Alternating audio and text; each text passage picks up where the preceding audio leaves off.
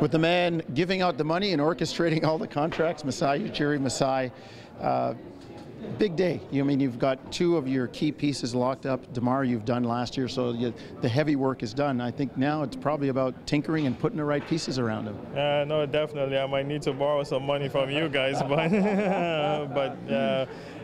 no, we're trying. You have to keep these pieces together. I think those key pieces on your basketball team, and then just operating off of the DeMar window, 3 years, and I think it makes sense for us, like to try, and go forward with the way the landscape of the NBA has gone, and it almost created a path for us, and we'll see how it goes. Masai, you talk about the landscape of the NBA and kind of what's happening over the last month or so. How much of what's happened in terms of the Eastern Conference and across the league has kind of impacted your kind of view on how to form this team and make some decisions? It does impact it, honestly, Sherman. You look and see, what 3 big-time All-Stars left.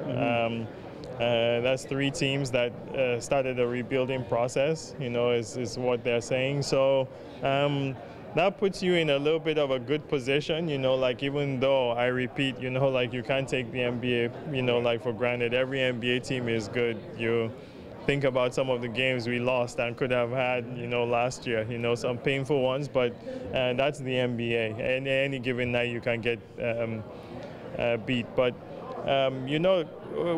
with this, we looked at the draft the next couple years. There are so many things you have to factor, and we said to ourselves, this is a good year for us to, go forward and try and figure it out, trying to win with these players. Masai, it's always difficult when we talk about free agency. It means anybody can get in there and make their pitch, and you had a couple of guys that people probably coveted.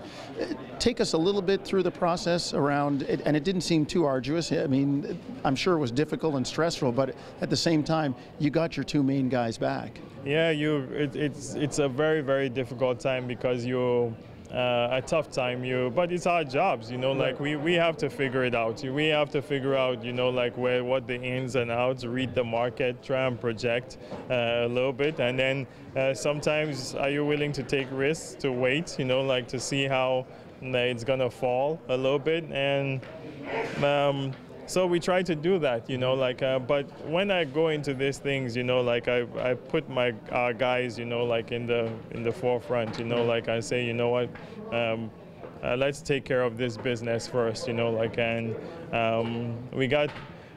PJ was a tough one. We lost him at the last minute, which was tough. But you know what, with the kid we drafted with OG, like we feel there's something there, and we need to give him that opportunity. He can't be one of those that we just bury and, like I say, hey, he'll develop in future. Like he's one of those that we might have to live through his mistakes. You talk about, some of the unfortunate losses like a PJ Tucker.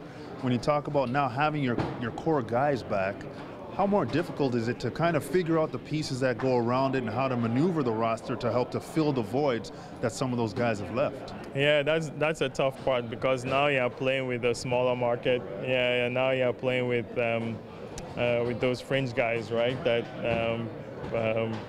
I don't want to call it lower salary, but now the market kind of just withers down, and you have to figure out those kind of players, and that's a tough chess in the NBA, but our guys do a great job. Bobby, Dan, all these guys seeing through, and I think we have about 10 to 12 of our players in Vegas, which will be good to see them work out and see them get together and see what kind of chemistry we can build back up. All right, Masai, always shopping for a bargain. We know that. Masai Ujiri, the man in charge here in Toronto.